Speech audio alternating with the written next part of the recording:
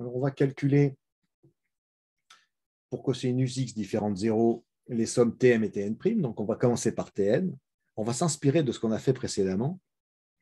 On avait introduit précédemment un sinus et on avait passé par les nombres complexes pour avoir un exponentiel et obtenir une somme de termes d'une suite géométrique.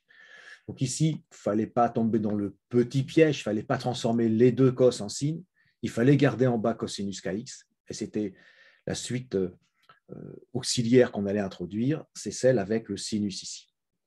Donc on pose pour tout n en grand N un égale la somme, mais avec les sinus kx au numérateur, et on laisse le dénominateur cosinus x puissance k, et on introduit une autre suite auxiliaire qui est Tn plus IUN, pour faire apparaître cos kx plus i sin kx, c'est-à-dire exponentielle ikx sur cosinus x puissance k, qui finalement pourra s'écrire EIX, somme des EIX sur cos x, le tout à la puissance k. Et c'est ça qui est très pratique, puisque là, on obtient somme des q puissance k. Donc, c'est exactement la formule du cours sur la somme des q puissance k de 0 à n. Alors, je rappelle cette formule. Dans cette formule, il y a deux cas, le cas où q égale 1 et le cas où q est différent de 1. Donc, ce n'est pas le même résultat. Alors, si q égale 1, c'est le cas que nous allons traiter tout d'abord. Donc, ici, si EIX sur cos x égale 1, on va trouver les valeurs de x qui correspondent. Donc, ça veut dire que EIX, c'est cos x. EIX, on rappelle que c'est cos x plus 6 sin x. On écrit, on va simplifier le cos de chaque côté et on obtient que le sinus est nul. Et si le sinus est nul, eh bien, il y a deux valeurs principales possibles, 0 ou pi. Et donc, de façon générale, ça va s'écrire Ppi. Donc, il existe P dans Z tel que x égale Ppi. Voilà, alors si x égale à Ppi, on sait que Q vaut 1, donc on sait que notre somme de Vn, eh bien, ça va être n plus 1. Alors, on va s'amuser quand même à la calculer, bien qu'ici, on aurait pu directement écrire que Vn égale la somme des 1 pour k égale 0 à n, donc de n, ça faisait n plus 1. Mais comme ça va pouvoir nous permettre de faire quelques rappels de trigo, puis c'est assez sympa de faire le calcul de cette somme concrètement avec x égale Ppi. Alors voilà, ce qu'il faut savoir, et c'est très important, c'est que cos Ppi, quand P est dans Z, bien sûr, c'est toujours moins 1 puissance P. Vous pouvez vérifier que si P est pair, on a un cosinus du type 2pi, 4pi, 6pi ou 8pi, ou moins 2pi, moins 4pi, etc. Donc ça fait toujours 1. Et moins 1 puissance un nombre pair, ça fait toujours 1 aussi, ça se tente bien. Et si P est impair, comme par exemple si on avait à calculer cosinus pi ou cosinus 3pi ou cosinus 5pi, on est plein ouest sur le cercle trigo, donc le cosinus vaut toujours moins 1. Et ça se tombe bien, parce que moins 1 puissance impair, ça fait moins 1.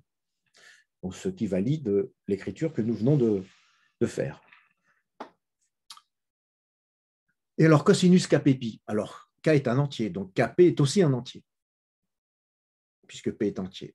Donc, kPpi, c'est moins 1 puissance kp. Alors, de la même façon, on va calculer Tn, qui est égal à la somme donc, des cos kx sur cos x puissance k, dans le cas où x est égal à Ppi. Et dans le cas où x est égal à Ppi, cos kx, on a vu, c'est moins 1 puissance kp. Et cosinus x puissance k, c'est moins 1 puissance p, le tout à la puissance k. Ce qui donne moins 1 puissance kp sur moins 1 puissance kp, finalement. Donc, ça fait la somme des 1, et la somme des 1, on sait tous, pour k égale 0 à n, que ça fait n plus 1. Donc, on retrouve la somme des 1 du cours. Mais on n'était pas obligé de faire ce tout petit passage. À partir du moment où on a dit il existe P dans Z tel que x égale à Ppi, on pouvait en déduire donc Vn égale n plus 1. Donc, là, je ne l'ai pas écrit, mais dans ce cas-là, eh bien, Tn que nous cherchons étant la partie réelle de Vn, la partie réelle de n plus 1, c'est n plus 1. Deuxième cas, c'est le cas le plus intéressant, dirais-je, c'est quand le Q est différent de 1. Donc, dans ce cas-là, ça veut dire que x ne s'écrit pas Ppi, P dans Z. Mais dans ce cas, on peut utiliser la somme des termes d'une suite géométrique. Donc, c'est la somme la plus simple, c'est la somme des Q puissance K, K de 0 à N. Et dans ce cas-là, c'est 1 moins Q puissance N plus 1 sur 1 moins Q. Alors, il faut un petit peu nettoyer cette fraction, puisqu'à la fin, je vous rappelle, on veut Tn, et Tn, c'est la partie réelle de Vn. Donc, il faut arriver à trouver la partie réelle de ce truc horrible. Donc, il faut un petit peu le nettoyer. Alors, on va commencer par appliquer la puissance ici, n plus 1, on va l'appliquer au numérateur et au dénominateur. Puis en bas, EUX, on l'écrit cos x plus I sin x. Alors, rien de très difficile. Mais il va y avoir une simplification sympa, parce que cos sur cos, ça va faire 1. Donc, on va avoir 1 moins 1. Donc, ça va simplifier, il va rester au dénominateur moins I sinus x sur cos x. Donc, le moins I au dénominateur, on va l'éliminer en multipliant par la quantité conjuguée. Ici, c'est I. Et le sin sur cos, on va le remonter en cos sur sin. Donc, on va avoir I facteur de cos sur sin. Et puis, j'ai réécrit ce qu'on avait au numérateur. Bon, alors, j'ai changé EI n plus 1x en cos n plus 1x plus I sin n plus 1x. Bon, là, ça commence à bien à prendre tournure. On va développer cette histoire. Donc, ça va faire I cos x sur sin x fois 1. Après, on va avoir I cos x sur sin x fois moins cosinus n plus 1x sur cosinus n plus 1x. Et puis, alors le troisième, il ne faut pas se tromper, parce que le moins est attribué à tout le monde. Donc, il faudra faire I cos sur sin fois moins 1 fois I sinus n plus 1x sur cosinus x puissance n plus 1. Et donc, on va voir comme coefficient I fois moins 1 fois I, c'est-à-dire moins I carré, c'est-à-dire plus 1. C'est pour ça qu'ici, nous avons un plus. Bon, c'est une petite erreur à ne pas faire. Alors, là-dedans, qu'est-ce qu'on a? On reconnaît tout de suite que ça va nous permettre de constituer la partie imaginaire et que ça, c'est directement la partie réelle.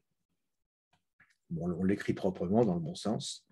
Et donc, on conclut pour Tn, qui est la partie réelle de Vn, qui est égale à sinus n plus 1x sur sinus x fois cosinus x à la puissance n, ce qui n'est pas très difficile, ce qui n'est pas une relation trop horrible. Donc, voilà pour l'ami Tn, donc bien sûr avec x différentes pépilles dans ce cas. Voilà pour l'ami Tn dans ce cas. On va attaquer maintenant Tn'.